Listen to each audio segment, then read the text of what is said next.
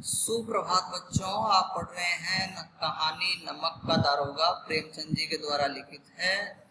कुछ अंश वीडियो के माध्यम से आपके पास भेजा जा चुका है। अब उसके बाद पिछले अंक से आगे ये वीडियो है।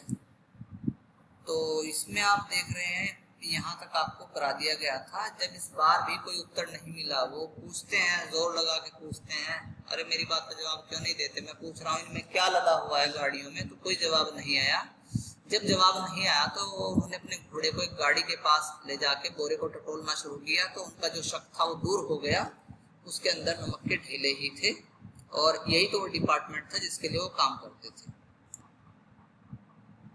अब उन्होंने गाड़ी वालों से कहा कि जाओ अपने मालिक को बुलाओ। पंडित अलोपीदीन अपने सजीले रथ पर सवार, कुछ सोते कुछ जागते चले आते थे। तो पंडित अलोपीदीन जो उन गाड़ियों का मालिक था, माल का मालिक था, वो भी आखिरी वाले रथ पर सवार था। और जैसे कि बड़े आदमी का अपना स्टेटस होता है, उसके अनुसार सजीला रथ है उनका और थोड़ी नींद है, थोड़े जगे हुए हैं, अध जगह से अपने रथ पे सवार वो हैं। अचानक कई गाड़ी वालों ने घबराए हुए आकर जगाया अपने मालिक को। पंडित अलोपीदीन को आकर के जगाते हैं गाड़ी वाले और कहते हैं, दारोगा ने गाड़ियां रोक दी हैं। नमक के दारोगा ने आपकी गाड़ियों को रुकवा लिया है और घाट पर खड़े आपको बुलाते हैं। उधर खड़े हैं नदी तट की तरफ और आपको बुला रहे हैं। पंडित अलोपीदीन का लक्ष्मी जी पर अखंड विश्वास था। पंडित अलोपीदीन को लगता था कि पैसे से हर काम सरल और संभव हो जाता है। पैसा बहुत बड़ी ताकत है। वह कहा करते थे कि संसार का तो कहना ही क्या, स्वर्ग में भी लक्ष्मी का ही राज्य है। संसार की तो बात छोड़ दो, धरती की तो बात छोड़ दो, स्वर्ग में भी लक्ष्मी का ही राज चलता है। उनका यह कहना यथार्थ ही था। व्यवहारिक तौर पर यह बात सत्य थी। न्याय और नीति सब लक्ष्मी के ही खिलौने हैं। इन्हें वह जैसे चाहती है नचाती है। जो जस्टिस है, न्याय है और नीति है, जो नीतियां हैं, सरकारी पॉलिसीज हैं, वो सब लक्ष्मी के खिलौने हैं। जैसा व्यक्ति पैसा देता है उसी के अनुसार उसको न्याय मिल जाता है, उसी के हिसाब से पॉलिसी बन जाती है, किसी राज्य की पॉलिसी बन जाती है। तो लक्ष्मी का प्रभाव सब जगह होता है। इसी घमंड में वो अपने गाड़ी वालों से लेटे ही लेटे घमंड से गर्व से बोलते हैं, चलो हम आते हैं, देखते हैं कौन दरोगा है जिसने गाड़ी रोकी। यह कहकर पंडित जी ने बड़ी निश्चिंतता से पान के बीड़े लगाकर खाए, पान लगा के खाया। फिर लिहाफ ओढ़े हुए, रजाई ओढ़े हुए, बढ़िया रेशमी रजाई थी, दरोगा के पास आकर बोले। अब देखो उनका बात करने का ढंग कैसा है, ठीक वैसा ही जो बड़े आदमी चापलूसी भरी भाषा में बातें करते हैं, उसी अंदाज से आकर के उन्होंने कहा, किसको, दरोगा जी को। आकर के क्या कहा, बाबूजी आशीर्वाद। बाबूजी क्या बात हो गई, क्यों नाराज हो गए? अरे आशीर्वाद दो, हमारा काम चलने दो। कहिए, हमसे ऐसा कौन सा अपराध हुआ कि गाड़ियां रोक दी गई? हमारी गाड़ियां रोकती, ऐसी हमसे कौन सी भूल, कौन सी गलती, कौन सा अपराध हो गया? भाई ऐसा क्यों कर रहे हो हमारे साथ? हम ब्राह्मणों पर तो आपकी कृपा दृष्टि रहनी चाहिए। अरे हम तो जाति के ब्राह्मण हैं, ब्राह्मणों पर तो सबकी कृपा दृष्टि रहती है। दरोगा जी आपकी दृष्टि भी हम पे रहनी चाहिए, कृपा भरी। वंशीधर रुखाई से बोले, नाराज होके गुस्से में बोलते हैं वंशीधर। कौन है वंशीधर? वंशीधर है नमक के दरोगा। क्या कहते हैं? सरकारी हुक्म, ये सरकारी आदेश है, हम सरकार के मुलाजिम हैं, सरकार ने हमें गलत काम रोकने के लिए यहाँ पे नियुक्ति दी है, तो हम ऑन बिहाफ ऑफ सरकार आपको, आपकी गाड़ियों को रोक रहे हैं। पंडित अलोपीदीन ने हंसकर कहा, हम सरकारी हुक्म को नहीं जानते और न सरकार को। अरे भाई हमारा सरकार से क्या मतलब, हमारे सरकार तो आप ही हैं, आप यहाँ दरोगा हैं, बस हमें तो आपसे मतलब है। सरकार कौन? आप ही तो सरकार है हमारी। हमारा और आपका तो घर का मामला है, घर का मामला मतलब भाई पुलिस वालों का और हमारा जो हम नंबर 2 का काम करते हैं, हमारा आपसी तालमेल है जिससे काम चलता है। हम कभी आपसे बाहर हो सकते हैं क्या? यानी जैसा आप कहेंगे, जितना आप मांगेंगे, हम मना कर सकते हैं क्या? आपने व्यर्थ का कष्ट उठाया। अरे दरोगा जी, इतनी ठंडी रात, इतनी ठंड हो रही है, आप परेशान होकर के यहाँ तक पहुंचे हैं। यह हो नहीं सकता कि इधर से जाएं और इस घाट के देवता को भेंट न चढ़ावें। हमें पता नहीं है कि यहाँ पे थाना है, नमक का थाना है।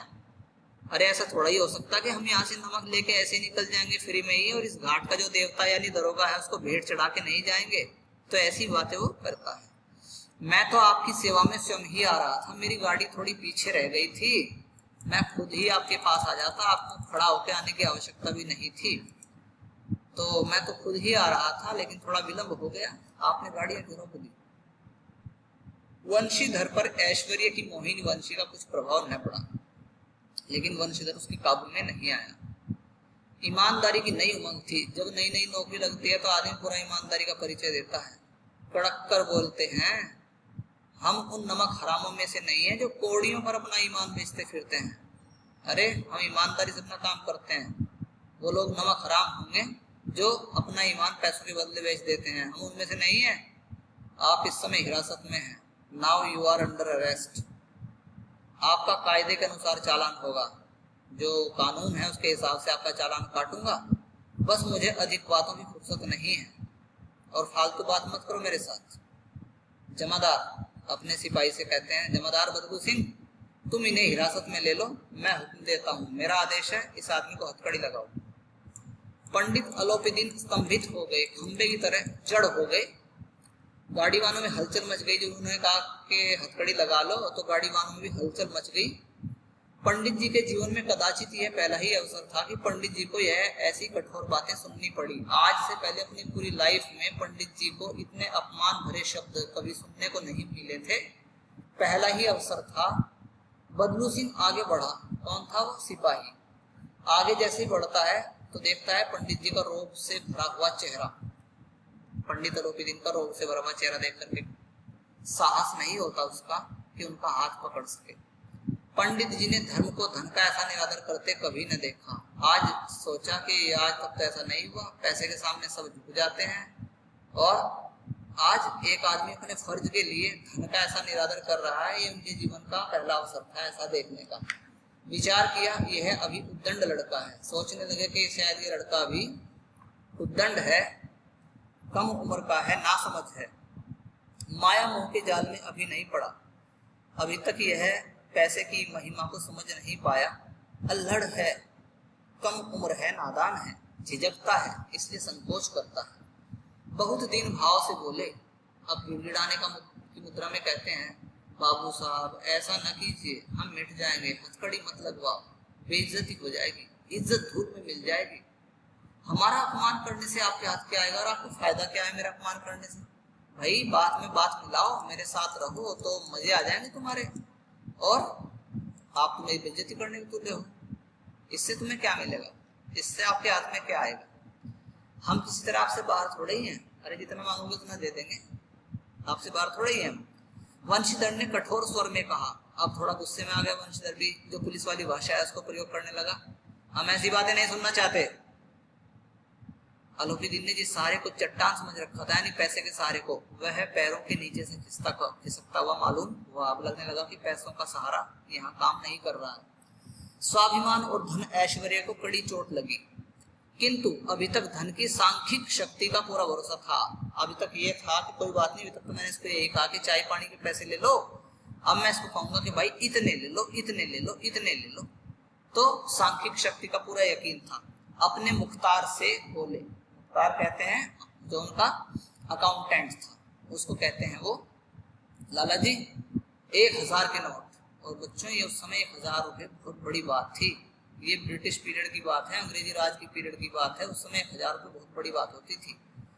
तो उसने अपने अकाउंटेंट से कहा 1000 के नोट बाबू साहब को भेंट करो, आप इस समय भूखे सिंह हो रहे हैं, आप इस समय भूखे शेर हैं, इसलिए खुराक भी ज्यादा ही चाहिए, 1000 रुपये इनको दे दो। वंशीधर ने गर्म होकर गुस्से में कहा 1000 नहीं, 1 लाख भी मुझे सच्चे मार्ग से नहीं हटा सकते। तुम 1000 की बात कर रहे हो, 1 लाख भी दोगे तो भी मैं ईमानदारी नहीं छोड़ सकता। धर्म की इस बुद्धिहीन दृढ़ता और देव दुर्लभ त्याग पर मन बहुत जला, बड़ा गुस्सा आया पंडित जी को। अब दोनों शक्तियों में संग्राम होने लगा, यानी एक तरफ धन, एक तरफ धर्म। धर्म का प्रतीक कौन था वहां पे? मुंशी वंशीधर, और धन का प्रतीक था पंडित अलोपीदीन। दोनों शक्तियों में संग्राम हुआ। धन ने उछल उछल कर आक्रमण करने शुरू किए। उछल उछल कर आक्रमण करना मतलब वो पहले जो 1000 की बात थी वो बढ़नी शुरू हो गई। 1 से 5, 5 से 10, 10 से 15 और 15 से 20,000 तक नौबत पहुंची। किंतु धर्म अलौकिक वीरता के साथ इस बहुसंख्यक सेना के सम्मुख अकेला पर्वत की भांति अटल अविचलित खड़ा था। लेकिन धर्म यानी पंडित अलोपीदीन के सामने कौन खड़ा था? मुंशी वंशीधर। कैसे खड़ा था? जैसे कि अटल पर्वत हो, और अपनी वीरता पूर्वक इस सारे धन का मुकाबला वो कर रहा था। अलोपीदीन निराश होकर बोले, अब इससे अधिक मेरा साहस नहीं। भाई 20,000 तो कह दिया, थोड़े हैं कि 20,000? भाई देख, इससे ज्यादा मैं तो नहीं दूंगा, आगे आपकी मर्जी, आगे आपकी मर्जी। ठीक है। तो पंडित वंशीधर ने अपने जमादार को फिर धमकाया, कहा बदलू सिंह लगाओ हथकड़ी। बदलू सिंह मन में दरोगा जी को गालियां देता हुआ पंडित अलोपीदीन की ओर बढ़ा। मन में गालियां क्यों दे रहा था? अरे कितना बेवकूफ दरोगा फंस गया यार, किसके साथ में मेरी ड्यूटी लगा दी। 20,000 रुपये मिलते, मुझे भी 2-4 हजार तो मिल ही जाते, आज ही 1000पति हो जाता मैं भी। और पंडित जी जैसे ही बदलू बढ़ता उसके, पंडित जी घबरा कर 2-3 कदम पीछे हट जाते हैं। अत्यंत दीनता से फिर कहने लगते हैं, बाबू साहब ईश्वर के लिए मुझ पर दया कीजिए। अब वो गिड़गिड़ाने लगा बच्चों की तरह, मैं 25,000 पर निपटारा करने को तैयार हूँ, 25,000 ले लो। तो कहता है वंशीधर असंभव। तो कहता है 30, तो किसी तरह भी संभव नहीं कहता है वंशीधर। फिर वो कहता है भाई 40,000। देखो बच्चों कहाँ से शुरू हुई बात? 1,000 से, और 40,000 जो आज के जमाने में 40,000 बहुत बड़ी अमाउंट होती है, वहां तक बात पहुंच गई। लेकिन उसने क्या कहा? 40,000 नहीं, 40 लाख पर भी असंभव है। बदलू सिंह इस आदमी को अभी हिरासत में ले लो, मैं अब एक भी शब्द नहीं सुनना चाहता। तुम कह रहे 40,000 की बात, 40 लाख कहोगे तो भी नहीं मानूंगा। धर्म ने धन को पैरों तले कुचल डाला। अलोपीदीन ने हृष्ट पुष्ट मनुष्य को हथकड़ियां लिए निवर आते देखा और चारों ओर निराश और कातर दृष्टि से देखने लगा। इसके बाद एकाएक मूर्छित होकर गिर पड़े।